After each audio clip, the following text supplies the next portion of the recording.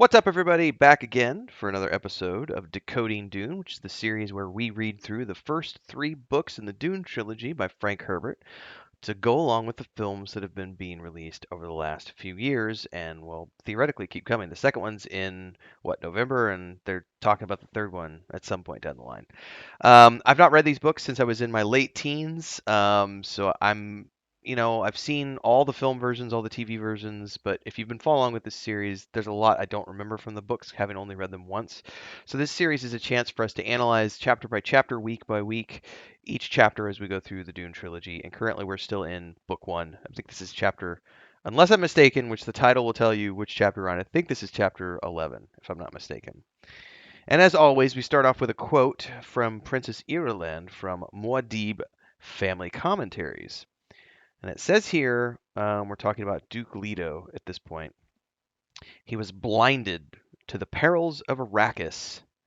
Um, and it says here, would it not be more likely to suggest he had lived so long in the presence of extreme danger that he misjudged a change in its intensity?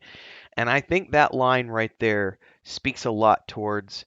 I don't know if it's necessarily, you know, his tolerance for things getting bigger and bigger. I think, which we've talked about in previous episodes, Duke Leto is a tragic figure who feels such a burden of responsibility that he accepts the charge that's been laid in front of him, even though he knows that it's likely going to end in his death. But he's going to do everything in his power to try to make sure that that doesn't happen. And he's also, in his mind, providing Paul with the best chances to succeed in the sense that Paul has had Mentat training, he's had Bene Gesserit training. He is going to be one of the most powerful uh, figures to ever have lived if he can come into power. So I think, Leto is willingly looking into the face of this danger and thinking the chance is small, but it's worth taking because what else is there? Like, I have no other choice other than to accept this. The rest of this quote says, "Or is it possible he deliberately sacrificed himself that his son might find a better life?" I don't think that he deliberately sacrificed himself. I think he went into this thinking that there's a chance I could succeed. I'm going to take it. It says here the last quote is, "All evidence indicates the Duke was a man not easily hoodwinked," which is why I don't think he was disillusioned at all. Not disillusioned. Is that the word I'm looking for? That's not the word I'm looking for. I don't think he held any illusions as to what Arrakis was going to be for him, which is a graveyard, his tombstone, unless he could figure out a way to get through it. And I think he was trying the best he could. The betrayal, of course, that we know is coming because it's been described in the earlier chapters, is, I don't think, something that he could have foreseen, maybe, because I think they were so focused on threats from without that they didn't think about the threats from within. So there could be some truth into him misjudging the danger levels, but I think it was mostly just, you know, this plan had been in the works for so long, it had the support of the Emperor, like, and the Sardaukar, and like all these factors coming in, like they all want you dead, Duke Leto. Like that's a really hard thing to walk away from. So now that we're past all that, we're 4 minutes in. Let's talk about the chapter, which starts off as Duke Leto Atreides is leaning against a parapet of a landing control tower outside of Arrakeen, and he's looking at the night's first moon well over the southern horizon here. He's thinking here about the notices that have been posted all across the planet here. Our sublime Padishah Emperor has charged me to take possession of this planet and end all dispute. And he thinks to himself, the Fremen certainly are not fooled by that fatuous legalism. Probably none of the minor houses are either. Um, all of them were probably Harkonnen creatures. And here he's really thinking long and hard on, they have tried to take the life of my son. So this is in the post, Hunter Seeker chapter where Paul was almost killed. And so Duke Leto is now ice cold rage, in his soul. It's interesting here. He's looking up into the sky, having lots of deep thoughts, and he sees these lights in the sky, and he thinks to himself, around one of those little lights circles Caladan, but I'll never again see my home. And it says the longing for Caladan was a sudden pain in his breast, um, because he can't see Arrakis as a home. It's just a posting that he's forced and obligated to take charge of, and hopefully not die in the maintenance of. this line, "They tried to take the life of my son," is just repeating over and over and over throughout this chapter as he tries to deal with the aftermath of everything that went on and get on with the governance of the planet. And this is the hardest part about being the leader, is that you have legal obligations and social obligations and moral obligations that go way beyond the critiques and the opinions that people have of you, because you're trying to keep all of these people alive and you're trying to keep all these things working so that people can be fed and that the machine can keep moving. And it's not an enviable position at all.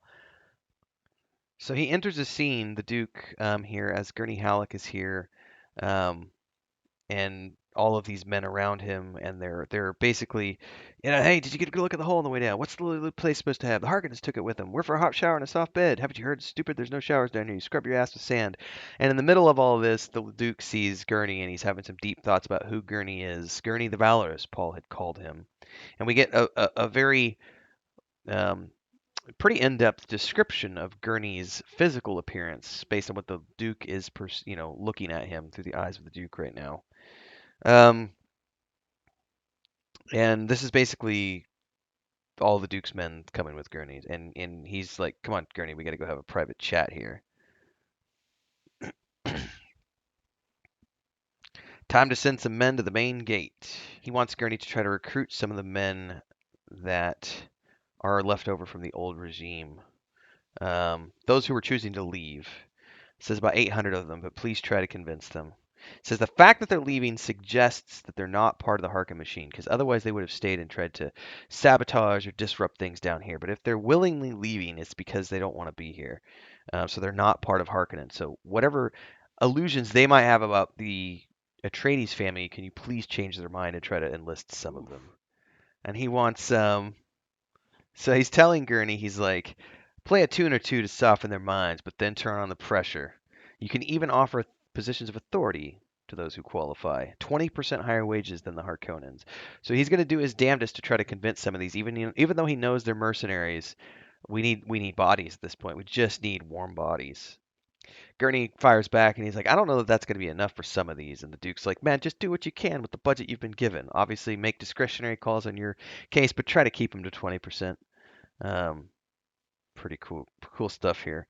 It's just this is this kind of stuff that those of us who love like the kingdom management side of video games like reading about these details, because it's an inner side, and when it's done well, when the author can write about it in a realistic manner, it is entertaining to read about. It's not boring. They keep mentioning the Judge of Change, but of course they haven't done much here. Gurney's like, behold, this wild ass in the desert, go I forth to my work. What's up, everybody? Quick commercial break here to give it a shout out to our guild champions, who are the highest tier memberships here on YouTube: Ancient Entity, Assassin Gamer 94, Bubbaloni Rising, Crazy's Relative, Mujin, and Remedy. Thanks so much for the highest tier membership. And thanks to all of the members who support the channel, because you keep me doing this full time. You too can become a supporter if you're new here. Don't forget to like, subscribe, and hit that bell icon so you never miss an update. Join as a member. There's 3 different tiers. We do lots of special stuff, private polls, private videos. You get a shout out if you're the highest tier membership, but you can also do one-off donations in the form of super chats on any live stream or premiere you see, and of course super thanks on any upload or YouTube short. Whatever you can contribute, it's great. Keeps me on the air full time, keeps the cats fed, keeps the homestead running. Anyway, back to the video, everybody. He mentions again here how he's at the end of the chapter, essentially. We get the line once again. They've tried to take the life of my son, but it's the couple of paragraphs before that where he's slapping his men on the arm and giving them all smiles and everything else on his way through the crowd, on his way back to private abode, and he's like, commanders must always look confident. All that faith that others have placed in you riding on your shoulders, while you sit in the critical seat and must never show it. And then when he finally gets into the lift, he's able to relax and show his true face. And it mentions here he could turn and face the impersonal doors. I cannot imagine what that must feel like. Having managed large teams up to about 25 people in my career, I think 25 or 26 is the largest I've ever governed. I can understand to a small degree that level of responsibility and trust people place in you. But I was debating this the other day. I think we were watching God, it was a Spanish language film with Viggo Mortensen that he did right after Return of the King and stuff, the Lord of the Rings movies. Captain Era Triste, I think is what it was called. And it's all about this Spanish musketeer who fights as a professional soldier through these all these wars against the French and craziness in Spain's military. And it's a very tragic it's a very good movie if you love costumes and period stuff. It's also not that well strung together in some areas, but it's still an interesting film. And one of the things that got me thinking about when we had finished watching that was Chris and I were discussing the burden of being a king or queen in that era and the burden of being a leader today. I wouldn't want that. Yes, there comes prestige with that, which I think has been abused in some cases. I don't want to get all political in this video. Um, but the sense of responsibility that you feel towards people who are relying on you to provide for them, that's a heavy weight. And Duke Leto is doing the best he can in a very difficult circumstance. So, look forward to hearing your thoughts. Drop them down in the comments below. Like, subscribe, hit the bell icon. I'll see everybody next week, same time, same place, every Thursday around 9 or 10 a.m. Central Time.